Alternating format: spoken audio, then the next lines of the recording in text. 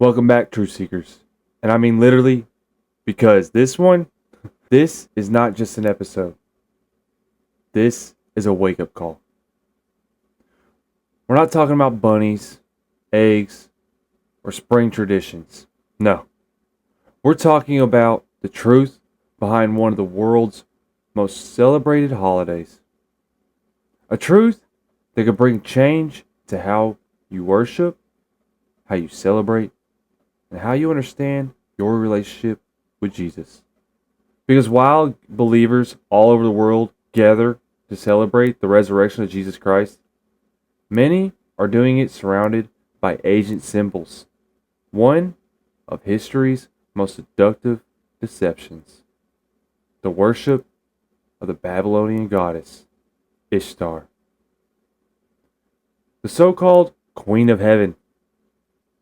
If these things are just myths, then why do our traditions still look like them?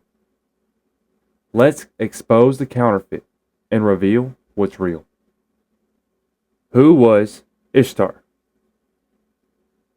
Ishtar, also called Inna, which was one of the most worshipped deities in Mesopotamia.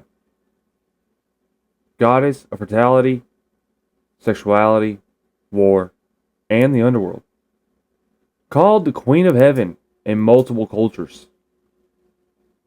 Her worship included temple prostitution, ritual sacrifice, and festivals of renewal during spring equinox. In Sumerian text, The Descent of Inanna, she descends to the underworld, dies, and is brought back to life. A counterfeit resurrection narrative centuries before Jesus. Her worship wasn't isolated to Babylon. Versions of Ishtar spread. Astrid in Canaan, Esther in Germanic tribes, Venus, Aphrodite in Roman and Greece, and Ashtaroth in Philistine and Hebrew idolatry. Have you ever wondered why the Bible warns against worshiping the Queen of Heaven in Jeremiah 7 and 44? Could we be unknowingly honoring her today? Her symbols never left. They were just rebranded. Let's break it down. The rabbits. These rabbits were her sacred symbol. Symbols of rapid fertility. Eggs. Eggs were just used for her spring rites to symbolize new life and rebirth. And sunrise services. Well, we all thought those were originally Christian. They weren't. They were used to greet Ishtar's return from the underworld. And the name Easter likely came from the word Estor, the Anglo-Saxon version of Ishtar. So again, if these are just myths, why do our modern cultures look more like pagan festivals than biblical ones? Have we ever traded truth for tradition? How much of our worship is truly about Jesus? And how much is mixed with the world? Tammuz, resurrection lies, and the counterfeit gospel. Ishtar wasn't alone. She had a lover named Tammuz, a shepherd god who died and returned from the underworld each year. In Ezekiel 8:14, God shows the prophet woman at the temple weeping for Tammuz. He calls it an abomination. Tammuz was a part of a wider pattern.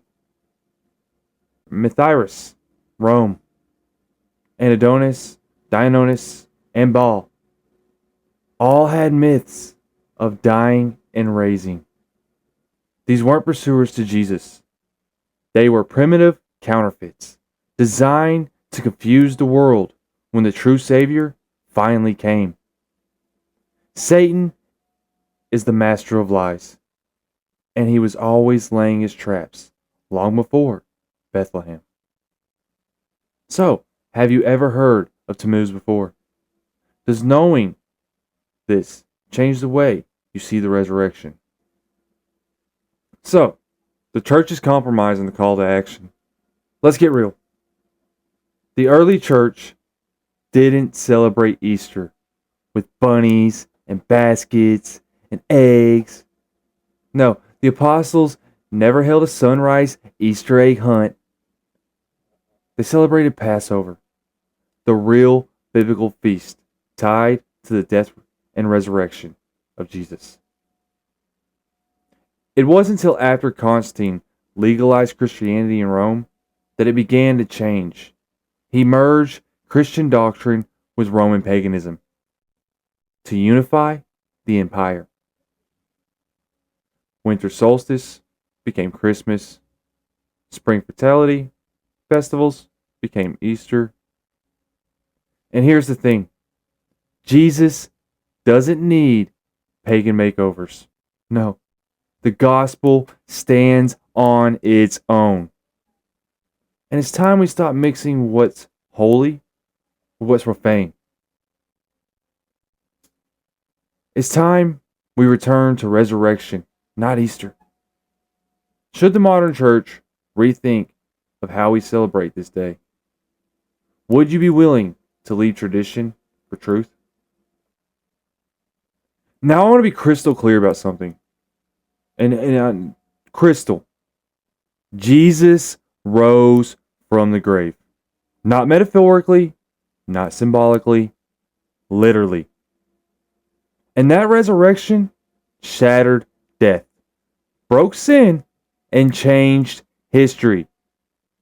But Satan knew what was coming. So he planted stories of these false gods raising from the dead.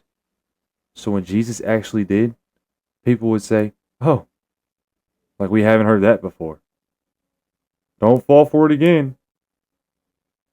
Jesus is the real deal. The only one who conquered death and never died again. The only one who doesn't demand our blood. He gave his own. So let's celebrate that.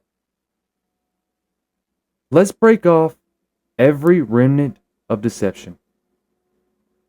Let's return to the faith that's not watered down by Babylonian beliefs. See, this isn't about religion.